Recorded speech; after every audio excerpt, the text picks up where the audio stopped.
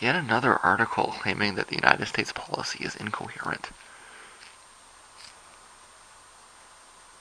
We supported the Kurds before, and now we don't support the Kurds. The Kurds are fighting the guys that we're supposed to be fighting against. This is all incoherent. It's madness. I don't understand it. That's right, you don't understand it. You don't understand hegemony. There's an old line out of Chicago many years ago. The policeman is there to preserve disorder. What? You don't understand hegemony. If the Kurds are getting too much influence, that must be countered because the goal is not to end the conflict, but to continue it. What? See, anytime anybody gets an advantage, America will step in to reverse it. This is the American goal here, to ensure that the region is in a state of constant stalemate and perpetual warfare that nobody can possibly break out of. So once the Turks have taken the Kurds down a notch, the Americans are willing to pull the Turks back and help the Kurds again regain the ground that was just lost. And if the Kurds get too out of control, then they'll need to back somebody else to cut the Kurds down.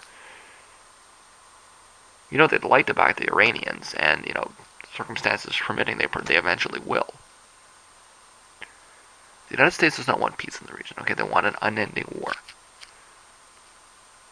And there's two reasons.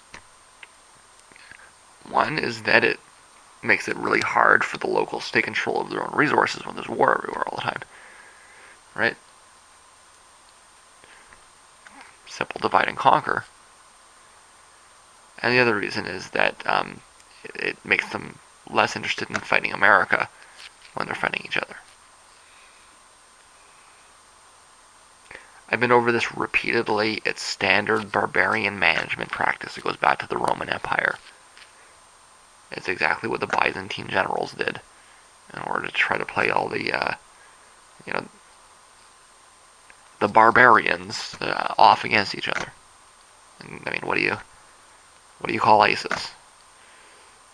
They're barbarians, you know? I know that term is not considered politically correct nowadays, but I mean, even terrorist is less effective or less accurate than just the term. They're fucking barbarians, okay? You can maybe, you know. The truth is the Kurds are barbarians too. They're not as absurd as ISIS, but they are too, right? They are.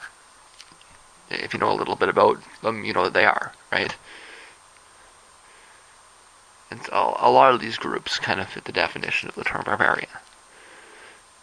We don't have to be racist about it. We can just be, you know, honest and literal. And that's all they're doing.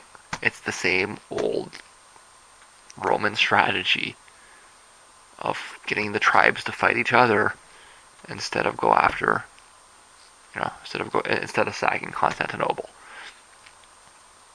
Of course, Americans have a bit of an advantage, as you know, the fighting is thousands of miles away, rather than, you know, on the other side of the hill, right? But it is the same basic policy.